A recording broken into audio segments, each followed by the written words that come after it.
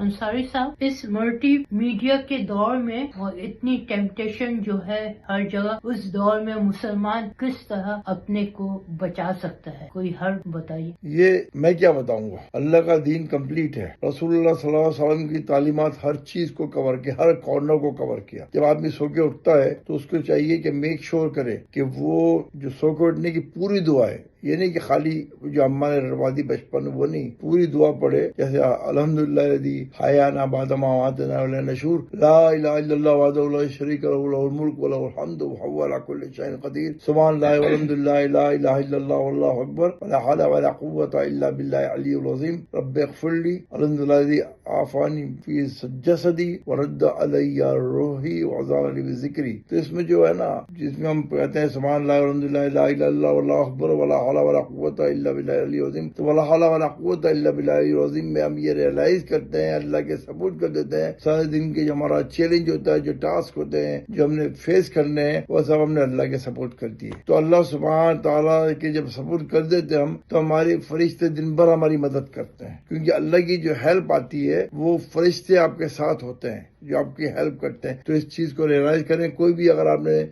Challenge کا مقابلہ کرنا ہے تو بہت سارے چیلنج ایسے ہوتے ہیں جو ہمیں پتہ نہیں ہوتا اور وہ ہمیں فیس کرنے پڑتے ہیں، ہمیں نہیں پتا کہ آج دن میں کیا کیا ہوا۔ تو ہر چیز جو ہے آپ نے اللہ کے سپورٹ کر دی ہے۔